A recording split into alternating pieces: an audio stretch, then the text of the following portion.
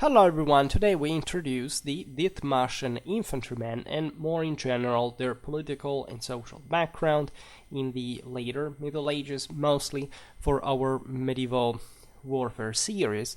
As you know, the Dithmarschen is a locality in essentially northwestern Germany between the Elbe and Denmark on the North Sea, and we will give better geographical coordinates now. That is, however, mostly famous in medieval warfare for the strength of the local peasantry and or especially the shrewd, skillful exploitation of the local marshes, hence also the name of the land, in order to bog down the heavy cavalry of those noblemen, chiefly the Counts of Holstein, and we began to talk about Holstein in our historical regional series.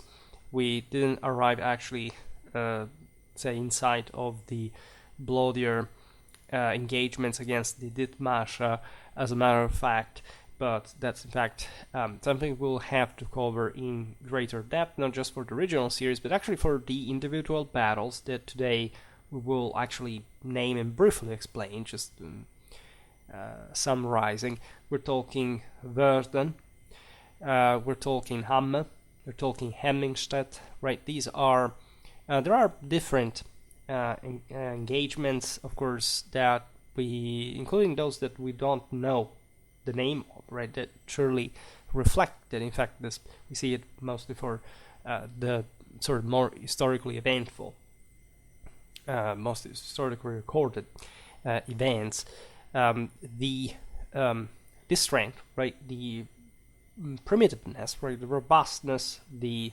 courageousness of this incredibly rough, rugged people, right, living between the sea and the canals.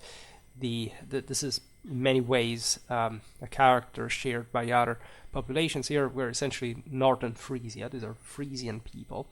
I will have to make a playlist about medieval Frisia specifically after this, because it's like the third video we made on it. There is plenty of, in fact, also comparative aspects to highlight.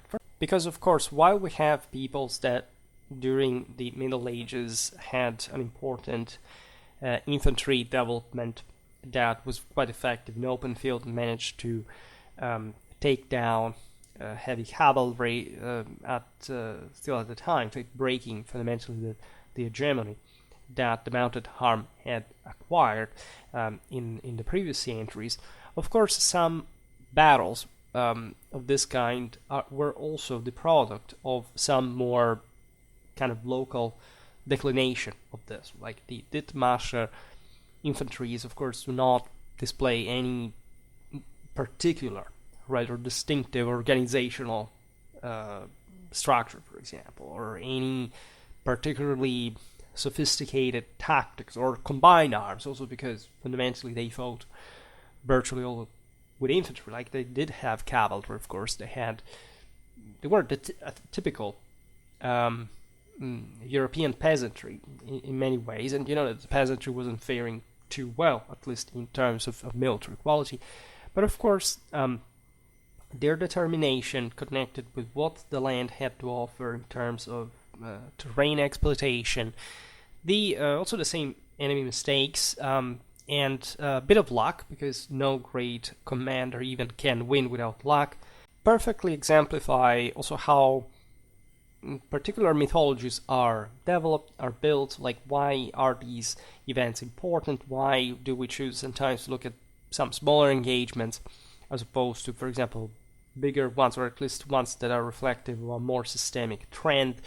And it's important always to distinguish like the political dimension, the historical one, local, the historiographical as well, right? Because many victories eventually are either let's say magnified by the local folklore, for example, or other times there are certain historiographical tendencies that try to say, in fact, to still magnify or at least increase or decrease, depending on the situation, the importance of this or that engagement. So I make these videos because, as you know, I have a comparative and diachronic approach that wants to be as objective as possible, scientifically, morally, when we analyze the stuff, and the Dithmarschen are super interesting.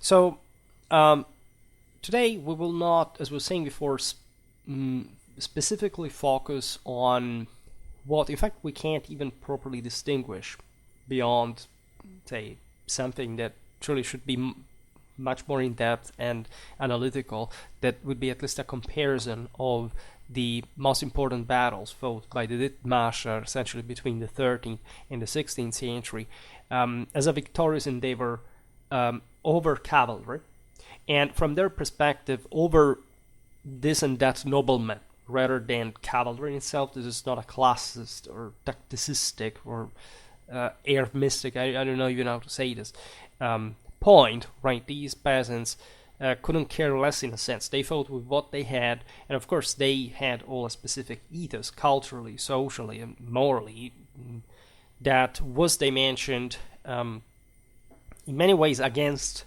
cavalry, had been built, as we will see, within the same Dithmarschen, with a sense of egalitarian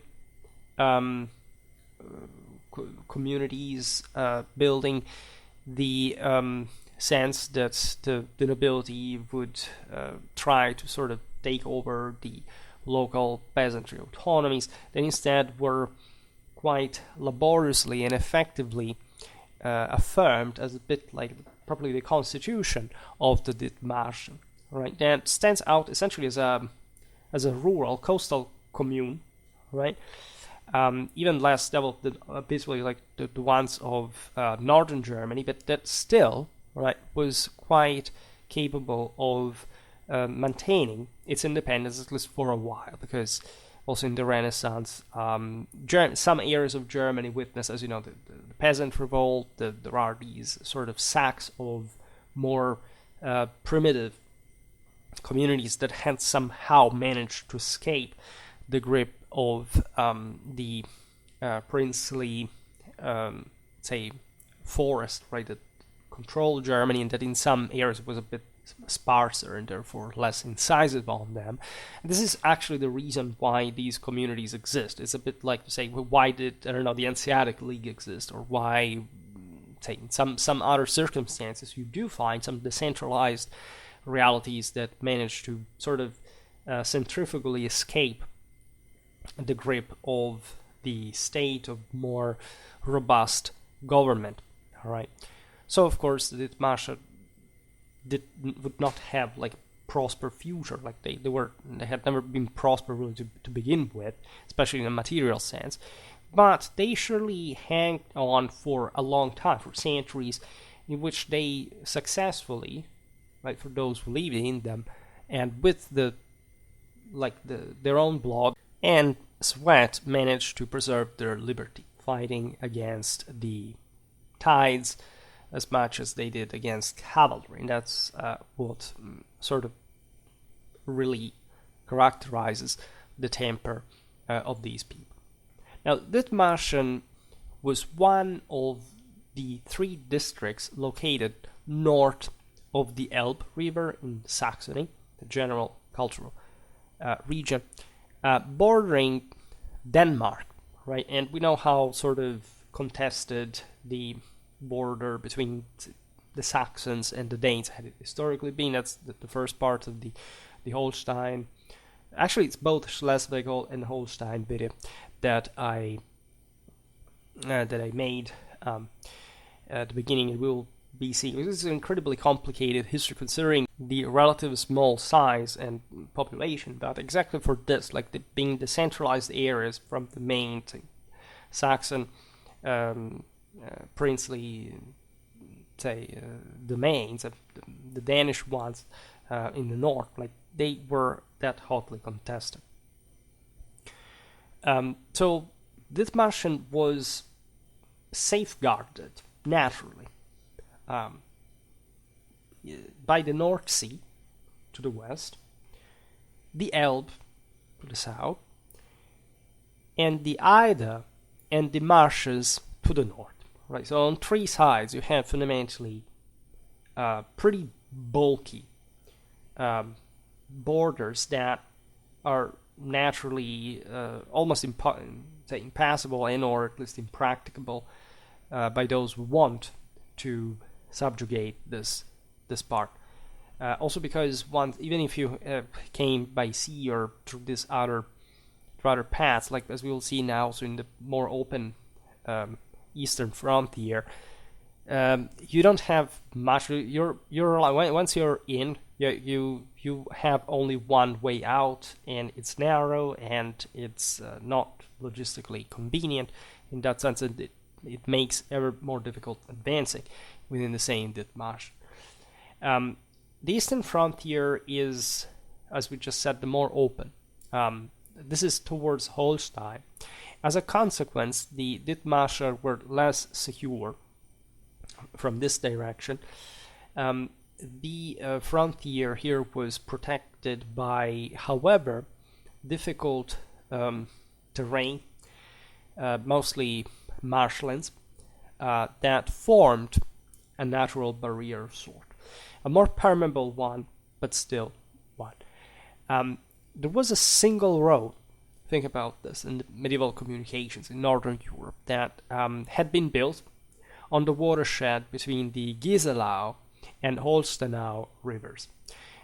It's worth mentioning that the Germanic peoples had from millennia at this point all these pathways racing over such marshlands that required constant work just to be upkept, and were quite important, of course, for any communication needed, the military, trade reasons, all that you can imagine, right? And so this single road here on the better ground between the two rivers, as you understand, holds quite a strategic relevance for anyone, right? Because this connects the Dithmarschen to the rest of the world, let's say.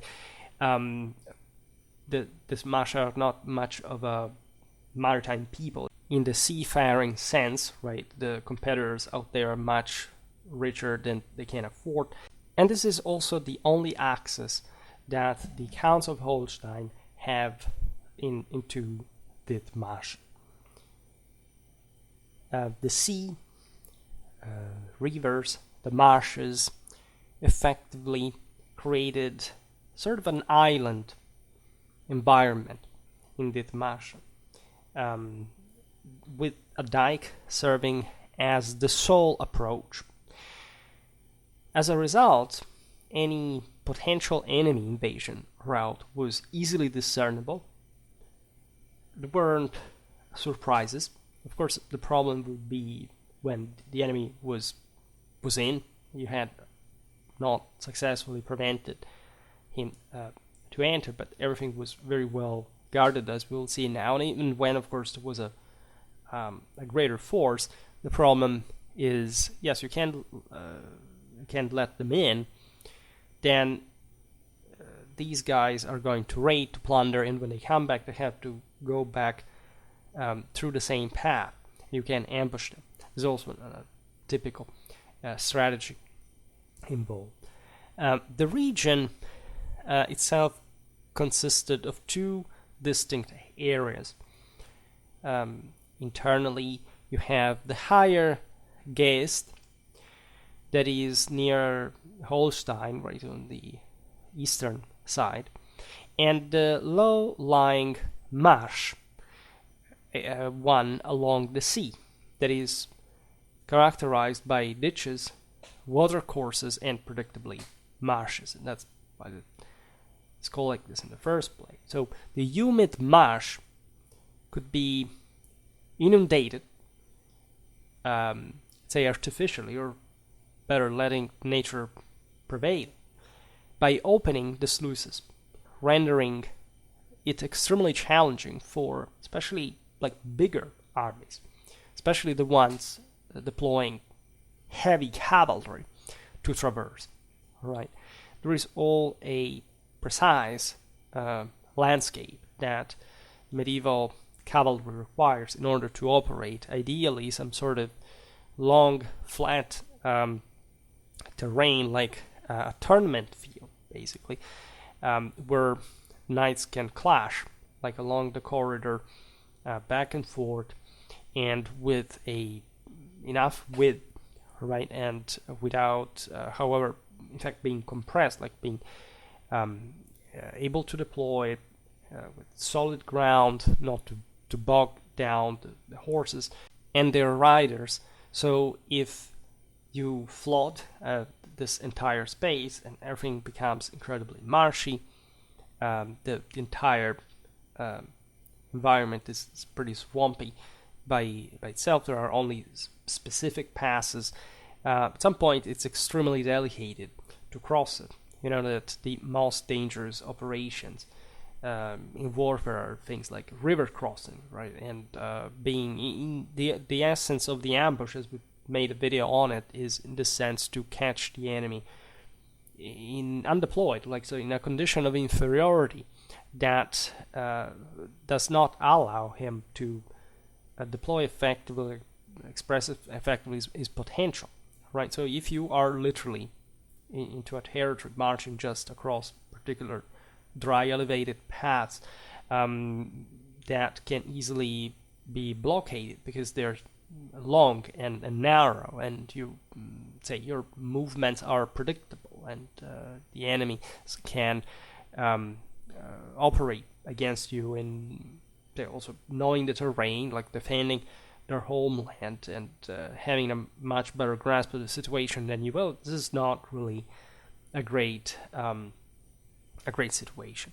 Which, however, does not mean, of course, that Dithmarschen was impregnable, or that it posed, even in strictly historical terms, this sort of fanatic resistance, or just behaved like a citadel in the first place. It was actually a pretty, as we've seen, primitive, underdeveloped area that, yes, would know this, say, time of communal autonomy, exactly because of its decentralization and difficulty in access. But of course, say, any army can invade it and let's say and score victories in there on the local population in theory, right? There's nothing deterministically preventing it. There is a way to break any physical barrier, right? Geopolitics does not exist, but geography does help, of course, also in a political and strategical sense. And there is no doubt that overall, Dithmarschen proved to be a highly favorable terrain for defenders, as well as an extremely difficult one for invading armies, and especially the ones of knights, that essentially the northern German, the Danish nobility ruling these places, that in fact did not know much local communal autonomies per se, right? At least these are, again, aristocratically run places at large.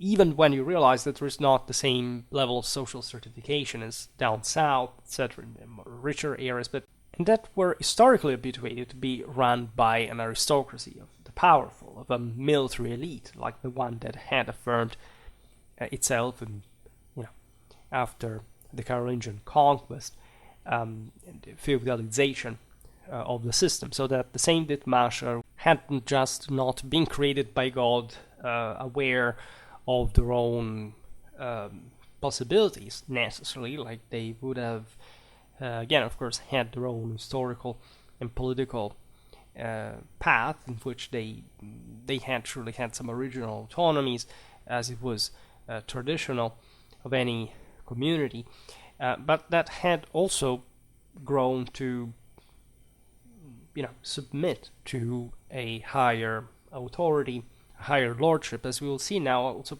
part of the reason why they succeed in autonomizing themselves is not just, of course, the high late medieval growth that affects this area's historic, also to a higher degree in relative terms than other places, like parts of northern and central Europe grow less in absolute terms, but faster than other places, so that the local political balance is actually more unstable in this regard, leaving more room for armed upheavals, but also because there were different lords that were sort of curtailing the Dithmarschen, say, investing in this or that part of their community and trying to keep the competitors around this region out so they wouldn't lose their own part of it in the process, right?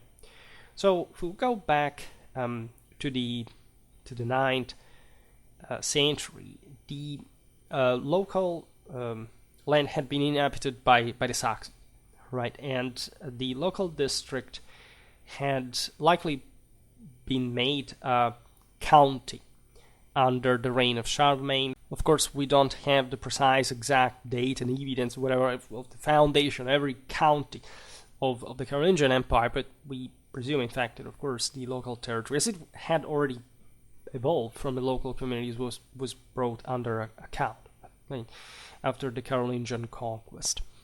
By the 12th century, Dithmarschen was thus part of a county situated on both banks of the Elbe River, the one that we come to appreciate from the later sources, which was governed by the counts of Stade.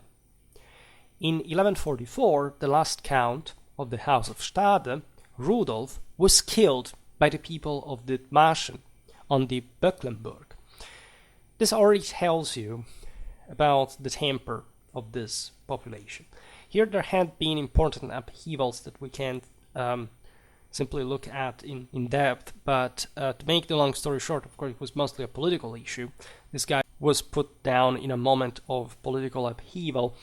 Of course, the local population was not particularly happy to be run by anyone in general, because they took the chance to kill him because of the contrast that had existed, which was, however, a very serious issue, because we are, again, in the mid-12th century, so imagine just all the ethos, especially in places like Saxony that are not historically particularly endowed with a particularly sophisticated sense of human mercy. These are probably the Germans that sort of more, say, in a moral sense, like it inherits the legacy of the massacre of the Teutoburg forest, the rough and tough German kind of, say, picking that pole arm and knocking this guy down. I made a video about pole arms that sort of fits in general this context, in the sense that, again, the Dithmarschen did not have,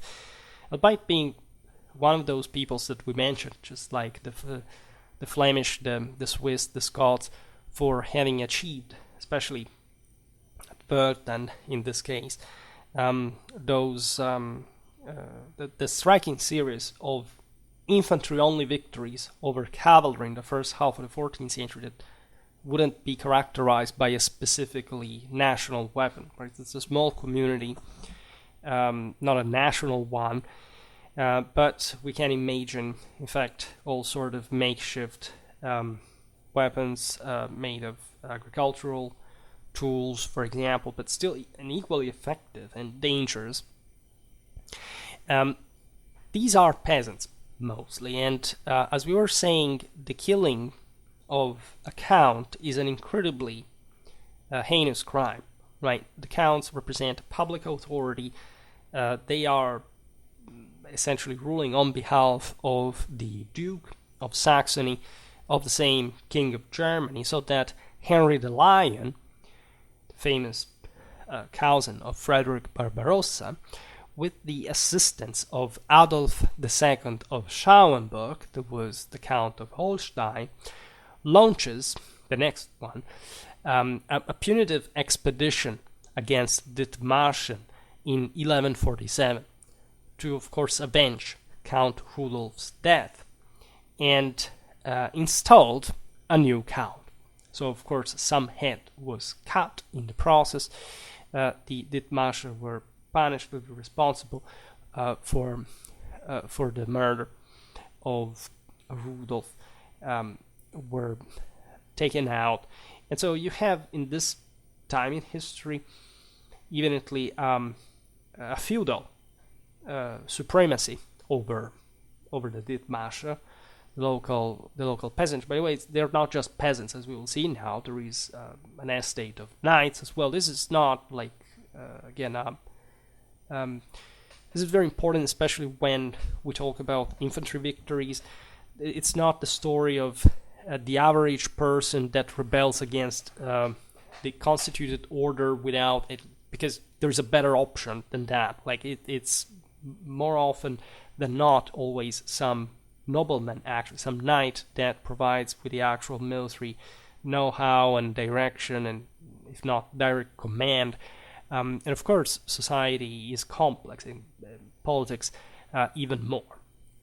But we are in the mid-12th century, and even though Germany still at this point is barely a feudal country, it's probably under Frederick I that the Western Frankish feudalism is probably ingrained in Germany, especially at least in those more developed areas like of the West and of the South. Not much in the North, but still, like, you have the affirmation of, in fact, of this feudal hierarchy, right? It's not really the time of further infantry.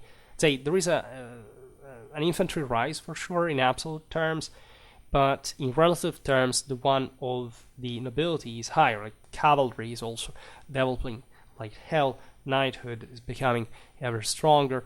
The local counts and dukes have ever more powerful retinues, and also their own infantrymen, for that matter. So that the Dithmarschen that had rebelled to the House of Stade are put at their place.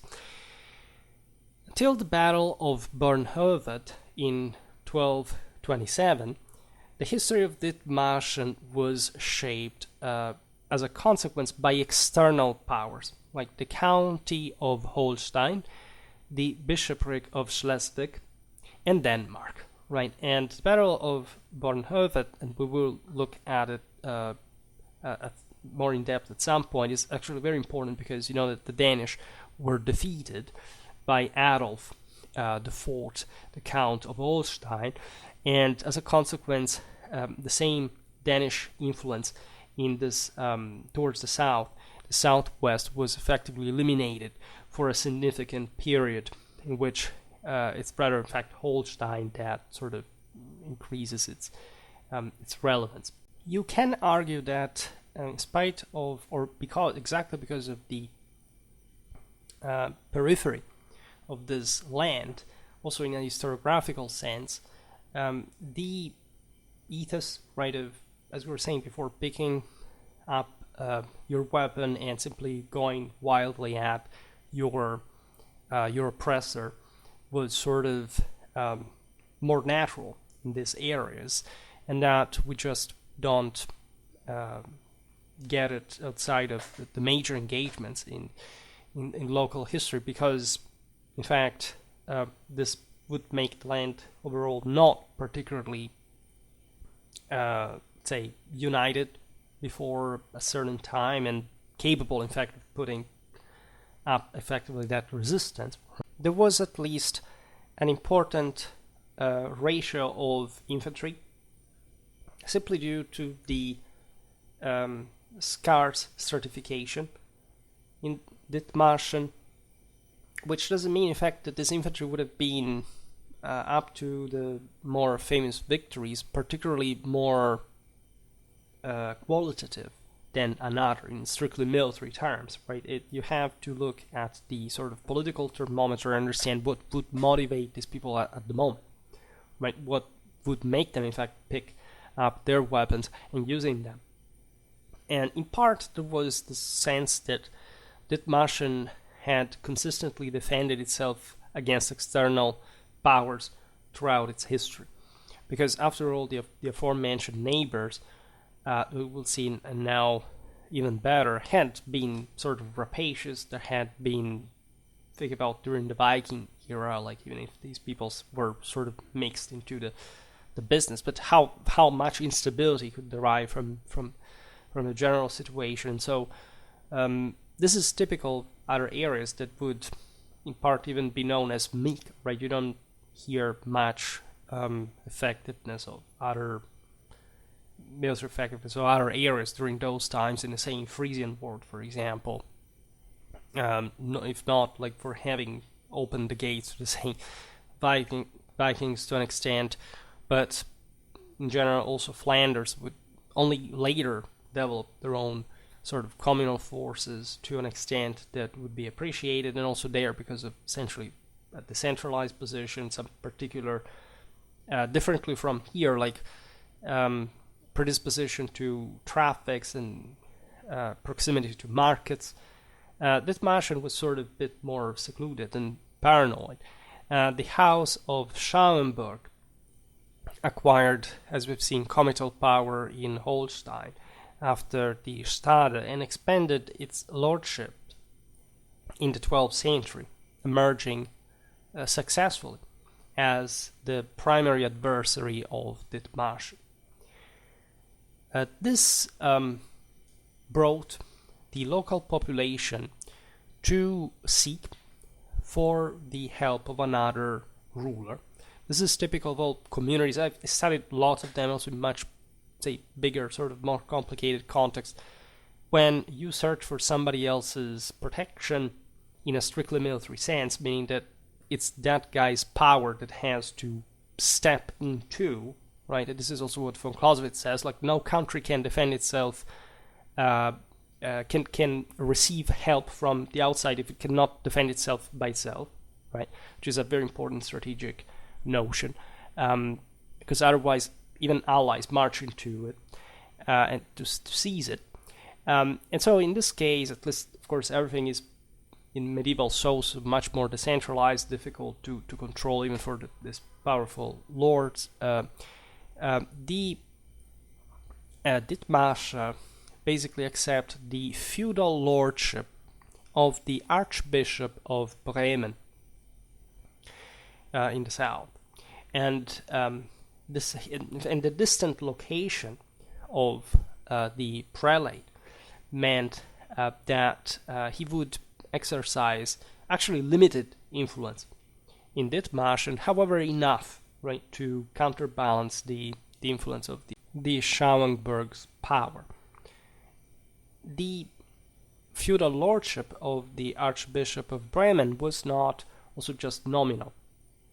To facilitate governance and therefore to show that there was properly lordly protector in Dithmarschen, the Archbishop established a guardian that would essentially represent him there, who had the power of summoning the army, administering high justice, and presiding over the district assembly. So all the essentially comital functions actually of the land. And later, each of the 5 districts into which Dithmarschen was divided would grow with its own guardian, right?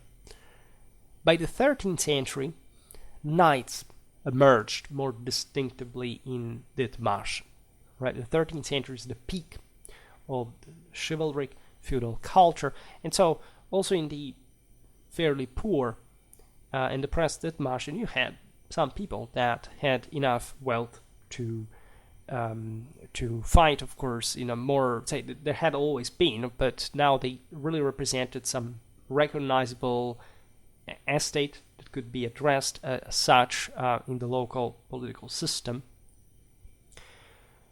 Again, essentially heavily armored horsemen, capable, of course, of fighting as military professionals, that would form also in relation with the archbishop sort of nobility by service.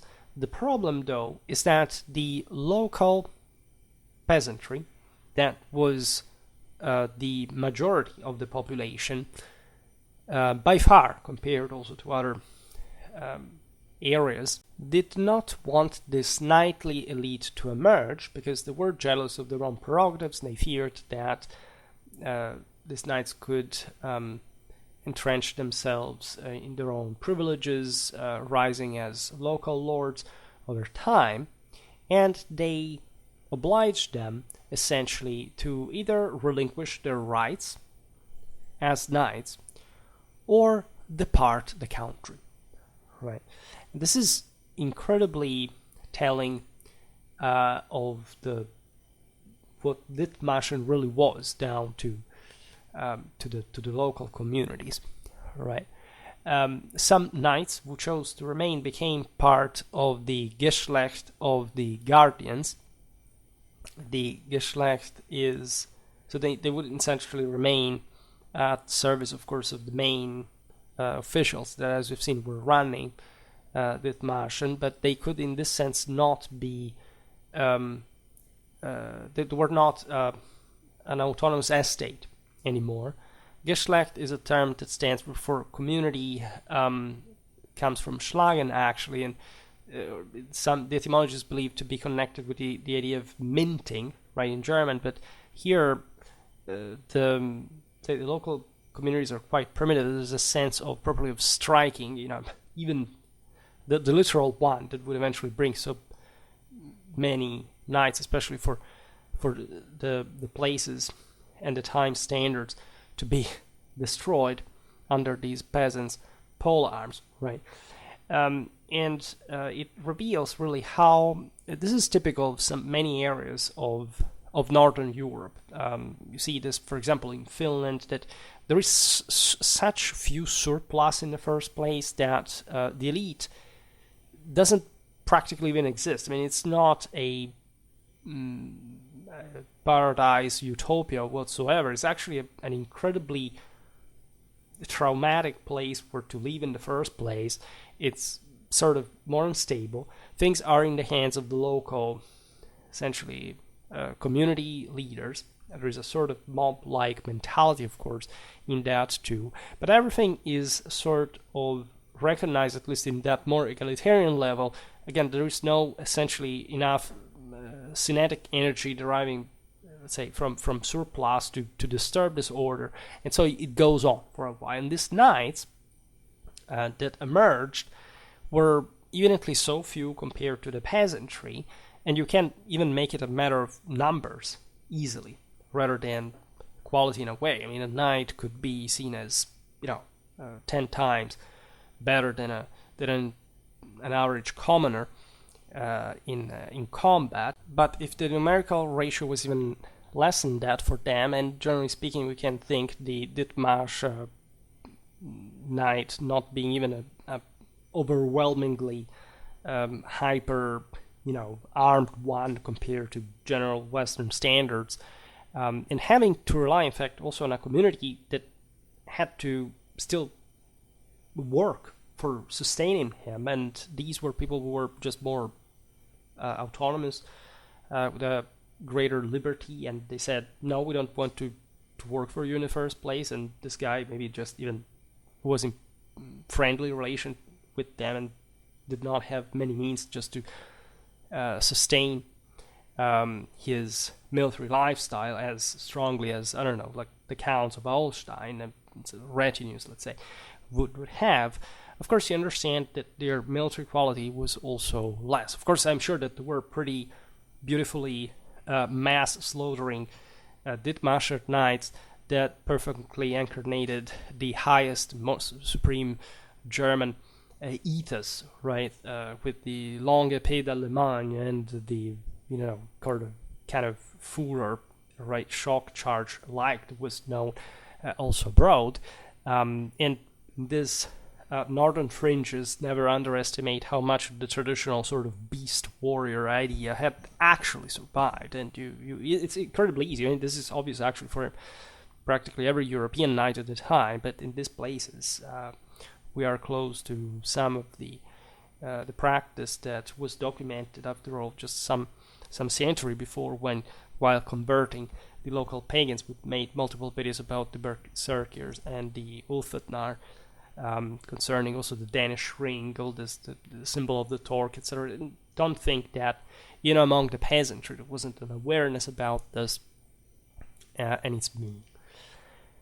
So the Geschlechter of Dithmarschen were, so first of all, the Geschlechter, as we've seen, are essentially some sort of Sippe-like community, like they're truly the individual clans that run local districts, right, and population and farming, and they basically exist as self-sufficient, virtually self-sufficient communities on their own.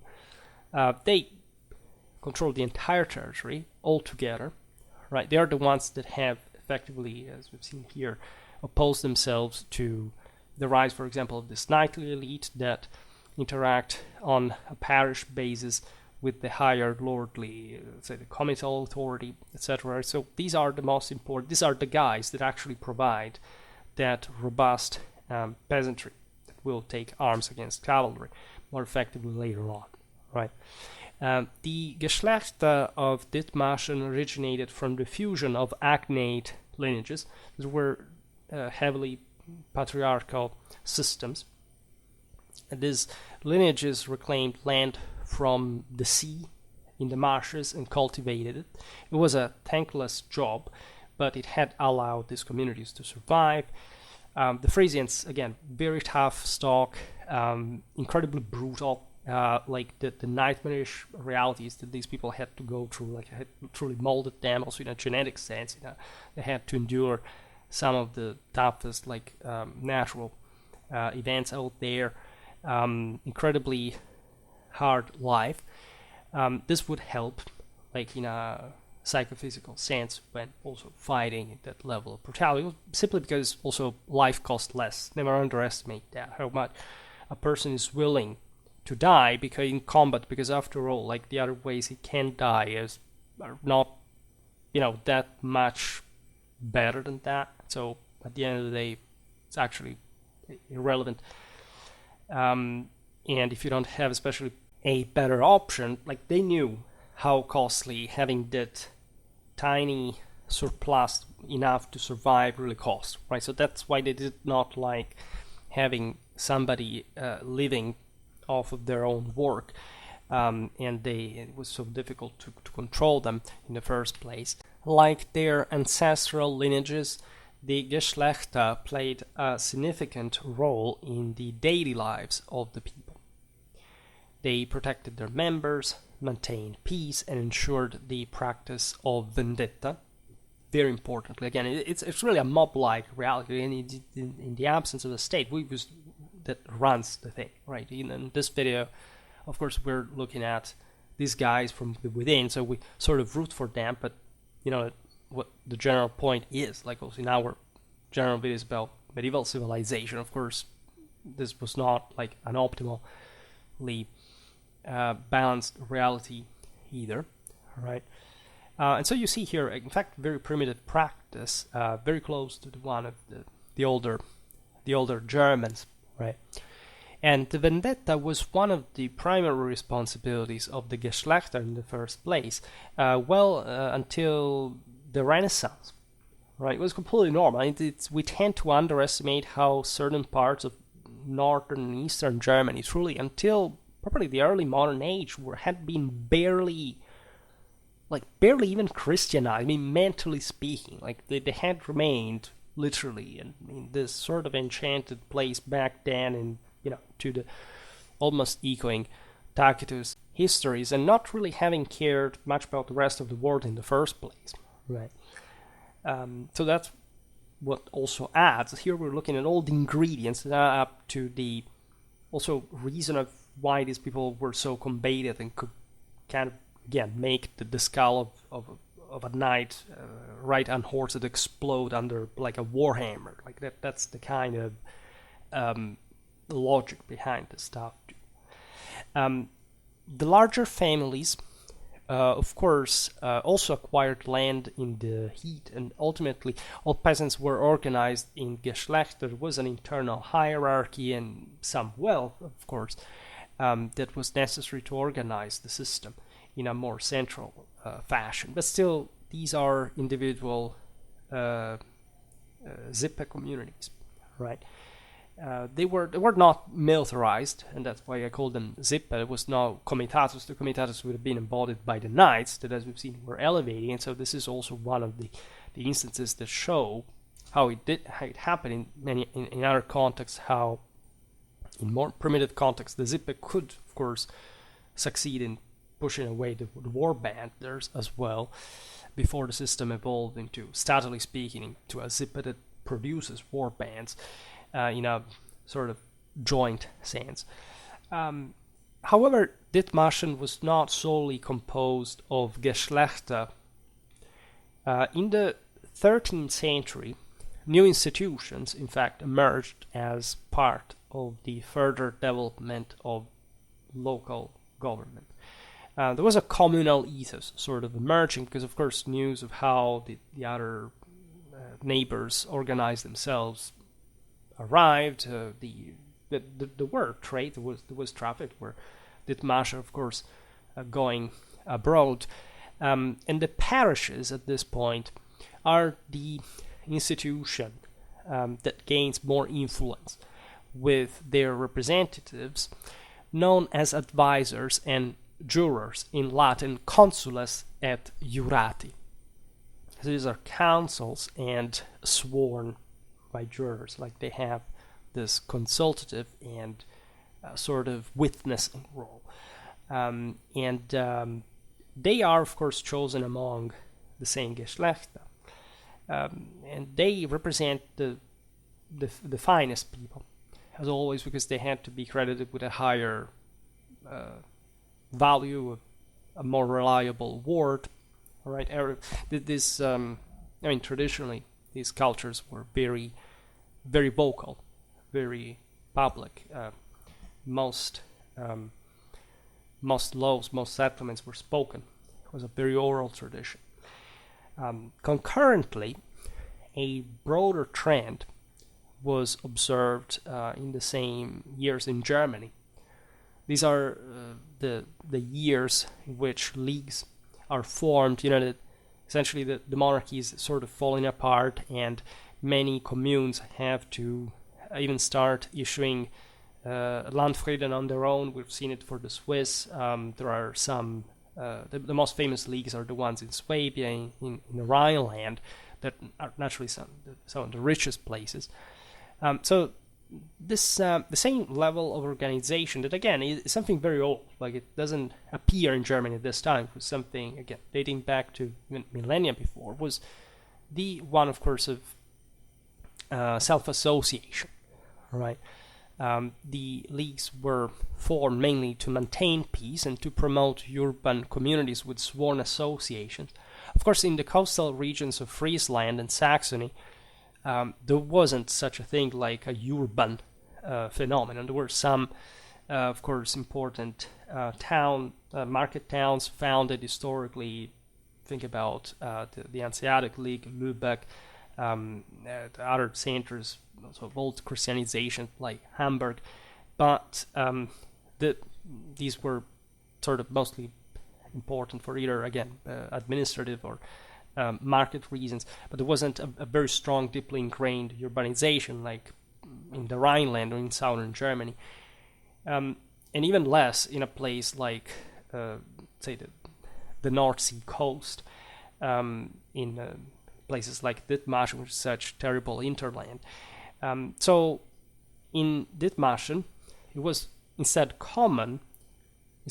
for communes, towns, for parishes, so the actual villages corresponding to it, to have representatives known as the aforementioned jurati and consules, who served as intermediaries between the local population and the authorities. So these were representatives of the local communities, chosen internally. We will see now with some hierarchy within themselves, because they not just were meant to be advocates, again, opposing for their people, and so opposing the authority, at least the abuses of the overlords' representatives, whichever they were, But at the head of what was known as the Universitas of Dithmarschen, there were advocati et milites.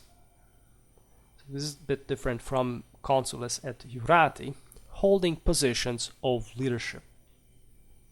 This is particularly important because, as we've seen, there are the guardians that are basically these officials working on behalf mostly of the Archbishop of Bremen, and also these guys are not particularly well liked. I mean, the Dithmarscher had called them because just they were more directly oppressed by the neighbors of Holstein, but of course these people were sort of bossy and antipathetic for them, for the locals. The point, though, is that there was some above the consules and jurati that were the expression of the individual Geschlechter to the respective parishes.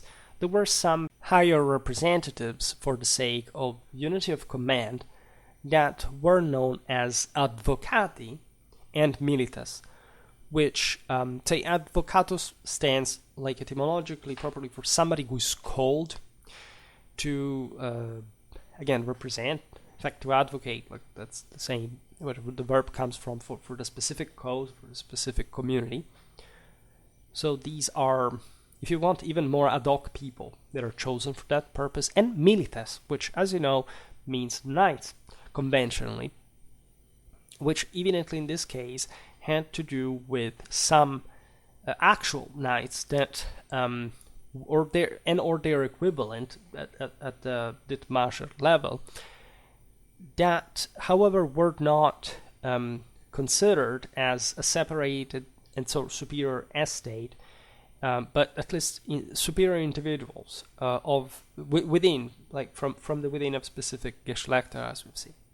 Right, and these were people, of course, knew how to fight. They would fight on horseback and everything, even though the majority of the system was producing in a military sense, mostly infantry. Right, and it's not a surprise really that these people were placed, as we were saying before, in position of leadership, because knights knew how to make war, like even a peasant, not just a Frisian peasant, had no idea how to, right? So at the end of the 13th century, a delicate balance of power existed between the rival factions in Dithmarschen, consisting of guardians, parishes, and also these powerful families that, of course, had come to exceed even in part the boundaries of their own Geschlecht.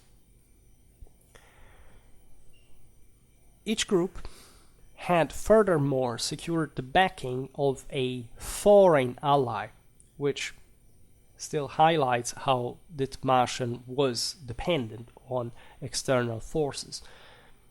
The Archbishop of Bremen, of course, supported the guardians historically.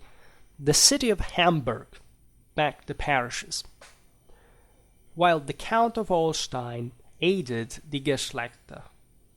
This is the latter aspect is interesting because it shows you that there was some actual attempt by the Count of Holstein to support paradoxically the lower elements of the system, in order to prevent, like, some, in fact,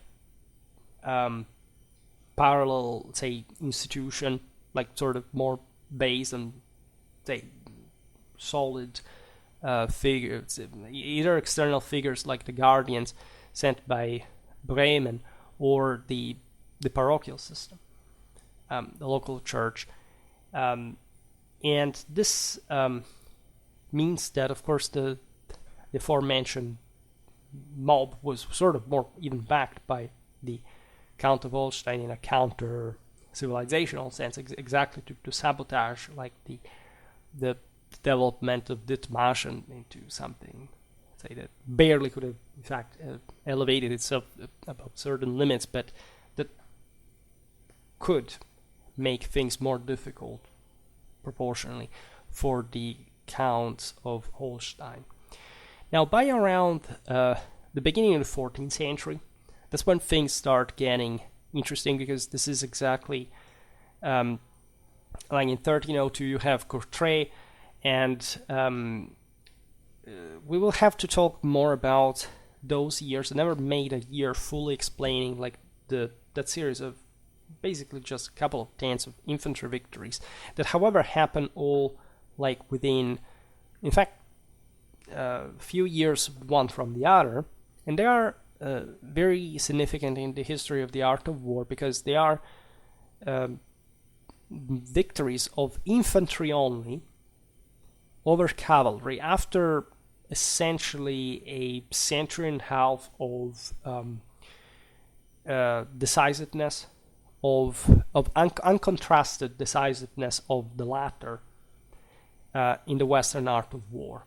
Meaning that, of course, infantry was always fighting alongside cavalry, but basically, even though there had been infantrymen that had been resisting against cavalry in open field, eventually cavalry had either crushed them or had defeated by other cavalry, and so had never witnessed the victory of infantry, which would have not been rare, at least to see instead before, say, the mid 12th century, at least in some areas, because cavalry was the upper arm already from the migration era, but it doesn't mean that it wasn't challenged.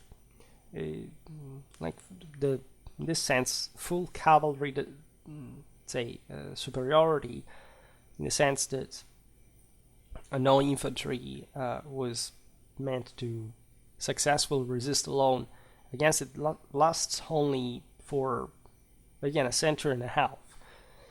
If you look at it in hindsight. And so when you look at Courtrai's, the first victory is sort of the more important of this all. It's debatable which one was actually the most important, but it was so clamorous in many ways, just like, I don't know, the resistance of the Lombard infantrymen at Legnano against Imperial cavalry had been before. And so the point is that these episodes sort of echo, right, and morally infuse other communities that had not believed perhaps in themselves enough to think that they could actually break free from a specific order, right? Something like seizing control for themselves. And so actually there is a great diversity, a very varied background behind these winning infantries, including the fact that, for example, like, I don't know, the Flemish wouldn't win a full after Montpevel. It was a sort of close victory, and they had been sort of like the most important because of the golden spurs, etc. They collect exclusively defeats until the end of the 15th century, and at the hands of the same French, by the way, that they had defeated. So this tells you there wasn't nothing teleological or deterministic about properly the use of infantry. At least the Flemish would even keep using that. They would keep getting defeated in that way. The Dithmarschen are sort of more occasional participants here, but not less important. I mean, as we will see now, they have their own moments that are perhaps the best example among these battles of terrain exploitation, terrain effort, because of the particular nature of Dithmarschen. So at the beginning, when these victories begin to break out, if you look at Dithmarschen, politically speaking, it's a sort of peasant commune, right? It's a peasant communal system that had evolved also from and into the same time a society with no clear hierarchical stratification, right? It's not, as we've seen, a particularly codified one. There were knights, but they weren't really represented. Remember that in Germany, as a whole, knights were recognized as an estate within the imperial diet, right? So these were Germans. They of course, especially in the less developed areas, like there was a lesser sort of gluing say, feeling with the rest of Germany. But of course, that's something that, as we've seen, those same Dithmarschen knights had to give up under threat, actually, exile or death by the local Geschlechter. Now, there were no large landowners in the countries we've seen. The parishes enjoyed nearly complete political autonomy from one another. These, again, silent, like hard-working people just wanted to be left alone with their difficulties and hardships. In the 14th century, again, Dithmarschen is a federal commune comprising parishes. Right? You have the cities of Lübeck and Hamburg that are essentially the more important centers in the region, maintaining an alliance with the Dithmarschen, primarily due to Hamburg's vested interests, as we've seen in the country. This was largely driven by its significance as a major navigation hub on the Elbe River. Right. Because, of course, like the right bank and the mouth at the estuary is the Dithmarschen. And so there was some interest, of course, for Hamburg's access to the North Sea to remain sort of, to have even also this buffer area, because here a lot of things are actually going on with the counts of Holstein, the kings of Denmark. So Dithmarschen is also a pole in a bigger game, but it's also a pretty static one. It's also why it's useful, and especially Hamburg wants to maintain its sort of political foothold in it. In fact, as we've seen, Hamburg supports the parishes that are the most important institution in the country. However, the navigation on the Elbe was compromised by the activities of the Geschlechter that acted a bit more clanically and violently, as we've seen, as a mob, prompting Hamburg to, in fact, take sides in favor of the parishes to sort of because the counts of Holstein were making this sort of proxy disturbance against the Anseb, also who are these commoners who make as much money as opposed to us, a flower of like noble blood that really leave the sacred way, cingulum militaris, and fighting on horseback as true angels, devils of the situation. And this was mostly like the tension existing at the time. There was, at this point in history, as we were highlighting before, also an important demographic and economic growth. We're looking at the last happy moment of the actually huge medieval civilization that, even in these northern European areas, bore significant fruits. Consider that in the 16th century, so well after the mid-14th century crisis, etc., admittedly there had been some sort of coming back from the crisis, but it was still like numbers below the ones of the beginning of the 14th century.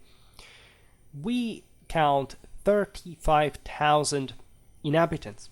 So Dithmarschen was, I don't know, the equivalent of an average northeastern Italian town, considering here that there is no city, right? So normally there would be actually as many inhabitants in the city as in the countryside, but it's not that few, especially considering we're talking northern Europe, where population was much sparser, right? So this speaks actually of the success of Dithmarschen in spite of the inhospitality of the place, the hard work of the local peasantry had provided with some surplus that these people were incredibly proud of and were not willing to really cede to anyone.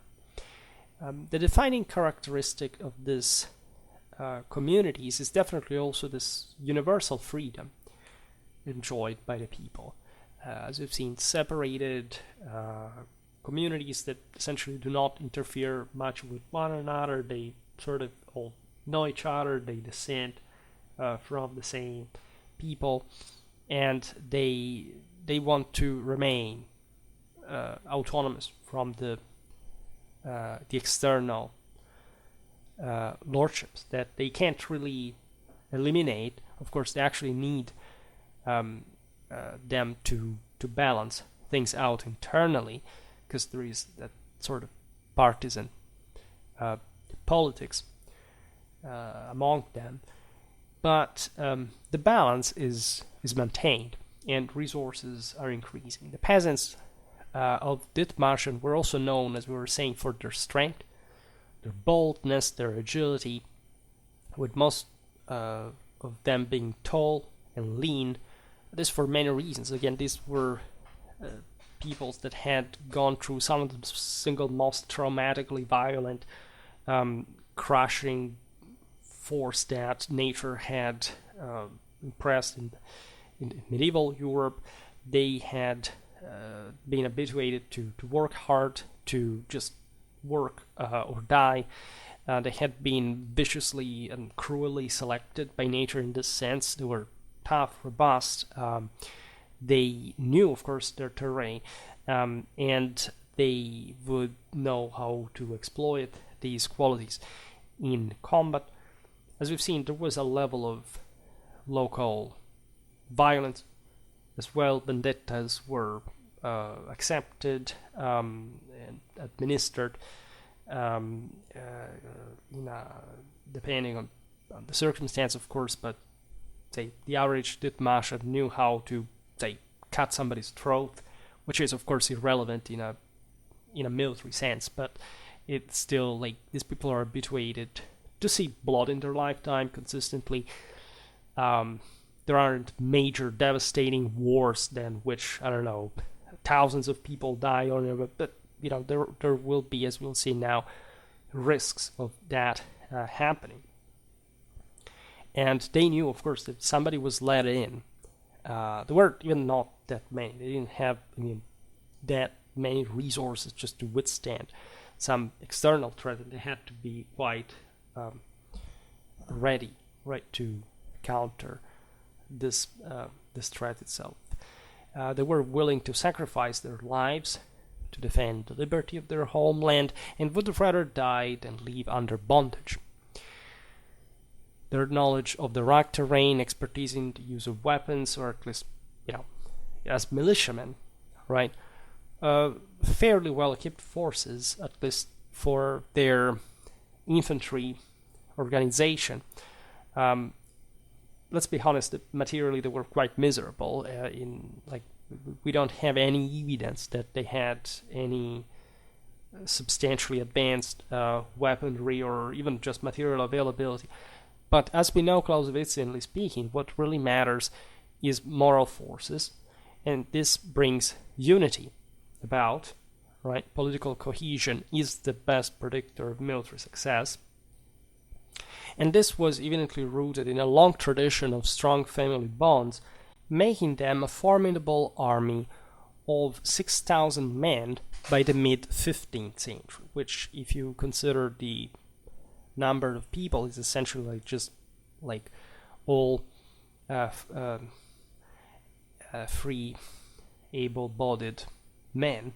The Dithmarschen, as we observed, were not all equal. The wealthy aristocratic families, the more affluent clansmen, provided the leaders for the same. Peasants, as we've seen, there were proper knights, and so there were all the structures, even for the bare minimum, for the essentials, for also gunsmiths, and there was again nothing particularly distinctive about the Dithmarschen way of war, except this scarce social certification would enhance the proportion of infantry, and of course, like making the communities organized accordingly on the battlefield.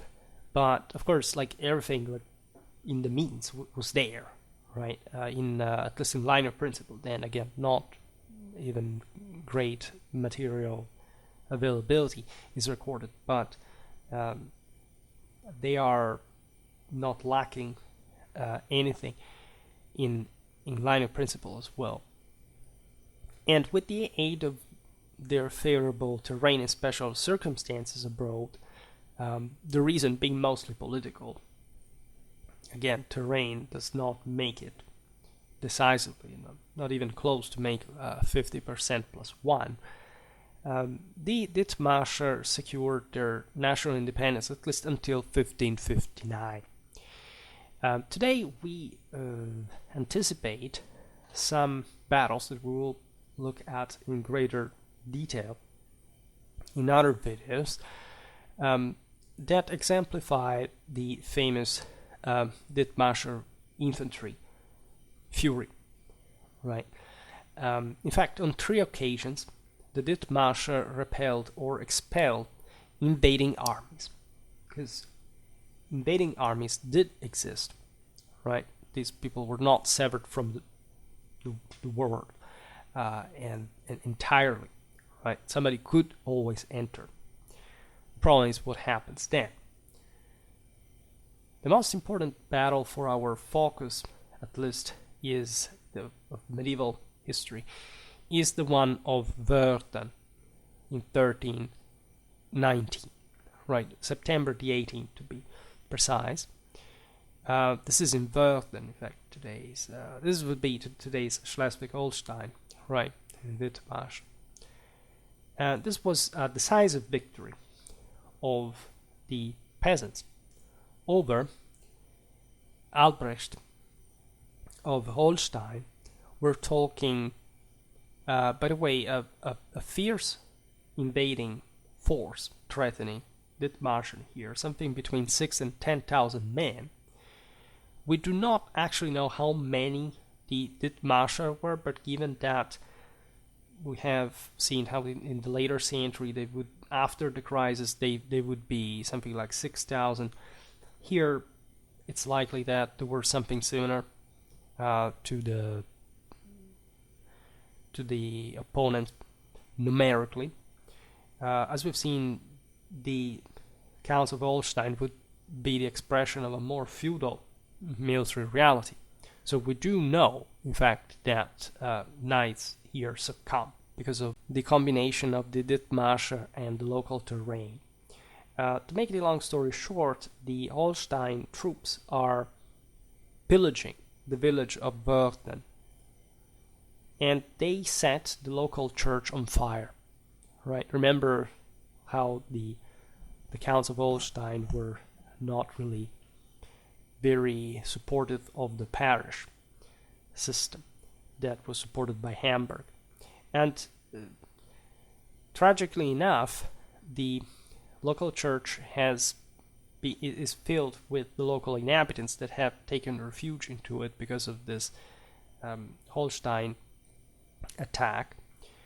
And the situation is flipped as the people break out from the burning church and attack the enemies, essentially chasing them away. And some neighbors intervene, sustaining the inhabitants of Wöhrden, and the battle transforms itself into a massacre. Right? The peasants with makeshift weapons demonstrate themselves at the same level of, say, collectively, in a moral sense, of trained troops.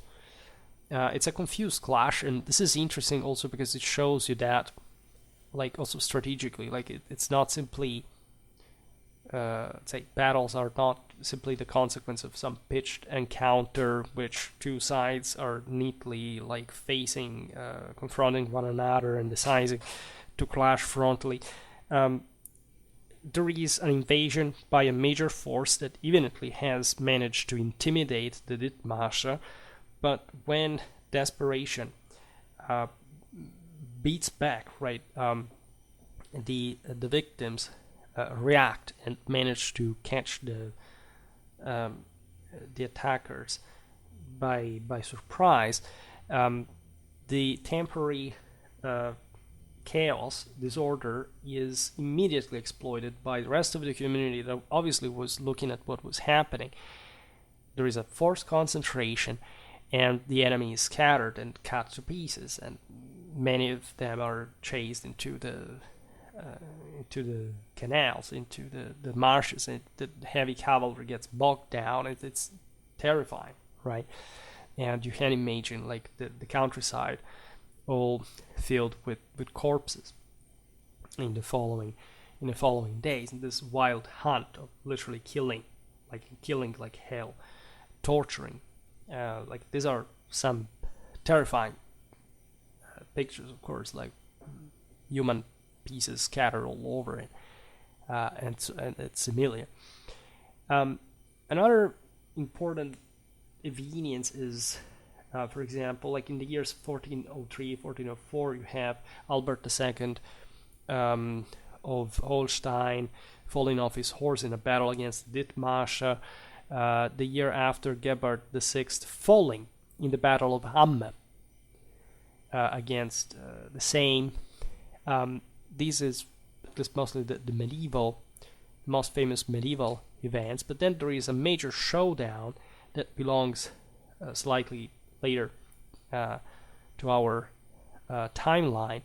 That is the Battle of Hemmingstedt, fought in 1500, when the Dithmarschen successfully drive away, this time the army of the King of Denmark. And we can summarize this engagement.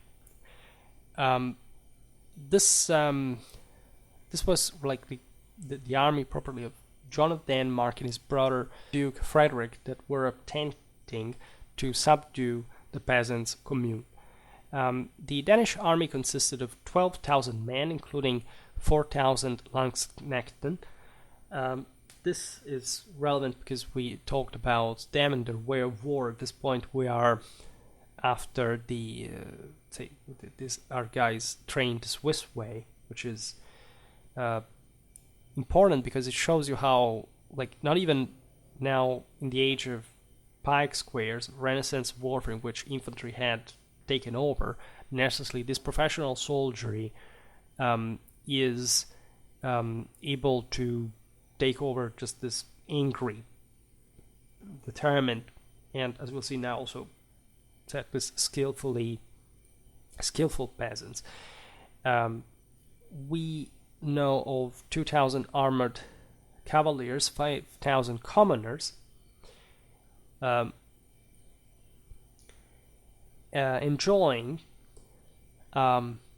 significant numerical advantage over the Dithmarschen, who were defending, and consisted of approximately 6,000 peasants.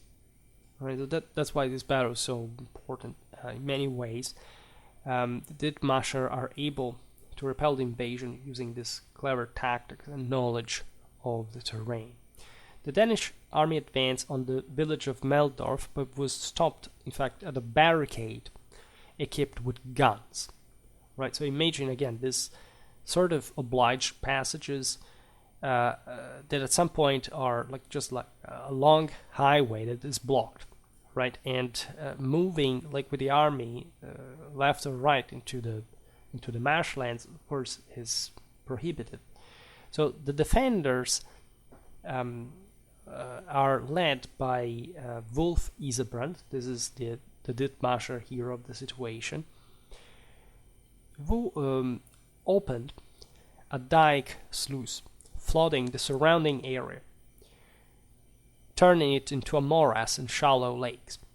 Right, this properly prevented the enemy to redeploy in any substantial fashion. And the Danes are all crammed together on a narrow road with no solid ground to stand on. And that's why the lightly equipped peasants familiar with the land are able to leap over the ditches using poles and attack the enemy from behind. It's an incredibly clever measure, of course. Of course, It's not like this was a mistake in some way from the Danes. We don't know even excessively much, but it's obvious that if you know that the surrounding countryside can be flooded, and you may not have time, you may not have space proper to redeploy effectively. This angry mass can just exploit the surprise, the shock, the disorder to cut you down, just using mass, destroying you in detail as you're all stretched out along this road. The Danish army lacked mobility, it was poorly positioned, and this allowed the defenders to pick them off easily. Many of the Danish forces drowned in the flooded terrain itself, while others were killed or wounded, like in pretty same kind of butchery, Dithmarschen style. And so these were Danish, German, Dutch soldiers, right? So the battle was a veritable bloodbath. The attackers lost half of their force. Estimates suggest around 7,000 men killed and 1,500 wounded. On the contrary, the defenders suffered relatively few casualties, which is what we know also from the previous victories. Right? If you manage again to knock the enemy out without even technically fighting with him, because you just cannot deploy, that's what happens. That's how you ambush someone. Again, check out the video made on the ambush. And after the battle, the Dithmarschen buried the bodies of their enemies, common soldiers, while leaving those of the noblemen to rot in the field. This was a sign of their contempt for their social superiors as well, that evidently the Dithmarschen had matured historically at this point to say, okay, we're not like you, we don't belong to that feudal world, we're not under this hierarchy. So they actually had a pious Christian feeling for the commoners that were seen as sort of victims, even though this is also a bit of a saying. I don't think that so many Dithmarschen were shedding particular tears while chopping to pieces those very people they would have buried later, assuming that they would have been the same people. Never underestimate the evil of peasants. Always remember the third person of the Clausewitzian Trinity. People corresponds to irrationality and to primordial hatred. Right here, the Dithmarschen would have vented all their true evil against their victims. The battle, of course, is interpreted as a major victory of the peasants. Consider that, later on it would be like the Peasants' War in Germany. As we were saying, these are parts of Europe that sort of arrived later in terms of peasant revolts that had already occurred in most of Western Europe, and these places are more socially backward, so it takes more before they get there. But they also, the peasants are basically destroyed. Also, the Dithmarschen are taken over, of course, later on, and there's nothing of all this history that continues. But it's worth reminding, of course, how even in fact in the relative unfrequency of these engagements, here we look essentially at 3 battles, or a bit more at least. There would have been lots of skirmishes, lots of accidents. As we've seen, this is something you can't study for any other context that eventually produced good infantry. Of course, the local infantries had already been tested, as we've seen, even against their own knights. We know the experiments that the Saint Flemish did within the Saint Flanders during their rebellions, even in cities. So not exactly like grand tactical structured army system, especially of combined army, because mostly these were infantrymen, so it was as simple as it got, like pure brutality, mass determination, right? There is, of course, like this mostly the success of the ambush is a matter of command, right? But it's also a matter of the cohesion, right, of the community that had to be led adequately and just, of course, be able to do what they were told to do. But even if these engagements that we can document are relatively rare, they still were enough for these people to live for centuries the way, as we've seen, they preferred, they had historically done, and again, they succeeded in preserving for a consistent time. You don't need more. There is not just war, right? There are other political means. There are, as we've seen, like internal changes, different institutions forming, regulating, and ultimately also for the Dithmarschen, that kind of situation ends, right? There is another regime that kicks in. It's the ancien regime. These areas are not marked really by any particular dynamism otherwise, and we remember them, however, because of, as we were saying at the beginning, the various, say, how different communities sort of have different stories. While, for example, in this case, of course, if the Dithmarschen had not had natural obstacles, likely we would have not heard of them, militarily speaking. Like, they would have been taken over by their neighbors, just like the peasants that were living like a few tens of kilometers away were just under the Counts of Holstein or the Archbishop of Bremen, right?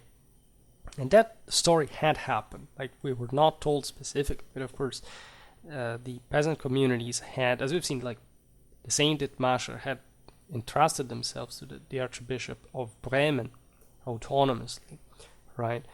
But the skillful use of terrain and this veritable labyrinth of marshes, palisades, dikes, even artificially flooded terrain is definitely reaches its peak, right, in Dithmarschen, in the entire medieval European warfare, and this is to be even more than other places in the Netherlands,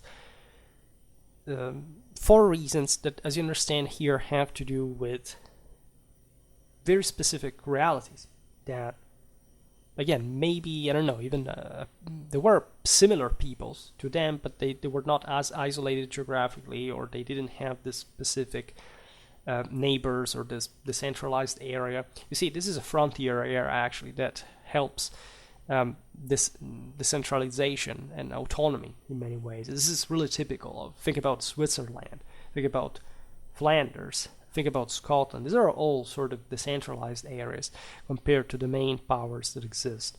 All right, so that does play an important part as well.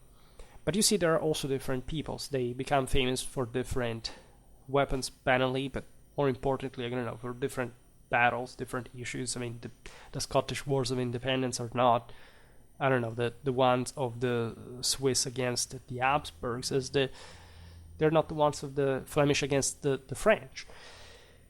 And so I was always very vocal about this topic and these differences because I specialized not exactly in this, but in a very closely related part of European warfare in this sense, that has been,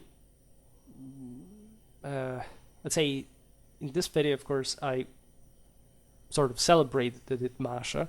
It's important because these videos do not come very often, right? And so it was important to give a sort of well-based presentation, let's put it in this way. But always bear in mind, and I hope that I also succeeded in conveying this, that of course there is a context here, right? It's not like these victories are important, or we remember them historically anyway, because, say, Dithmarschen infantry is particularly important, like in the art, say, in terms of military quality in the art of war, to the ones even of, I don't know, the ones that the more subjected German communes fielded for whichever ecclesiastic or lay prince, right? There are countries in Europe that have far more advanced infantry than any of the infantry victories, the infantry victors in the picture here, and that did not need just to fight alone because they had cavalry on their side, and that actually amplified also the effect of their military of their combined arms tactics, for example.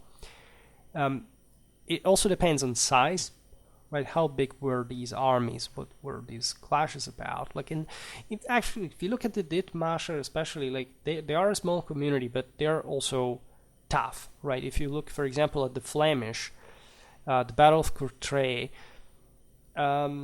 numbers about, we're talking Ghent, Brugge, Ypres, the numbers vary, but some historians, some of Verbruggen himself, if I'm not wrong, says something between 8 to 10,000 men. Well, Dithmarschen had 6,000, right? Well, Flanders were much bigger. Those towns were sort of more populated. So that proportionally, for example, shows you something very different. That the incredibly brutal and primitive peasants of the Dithmarschen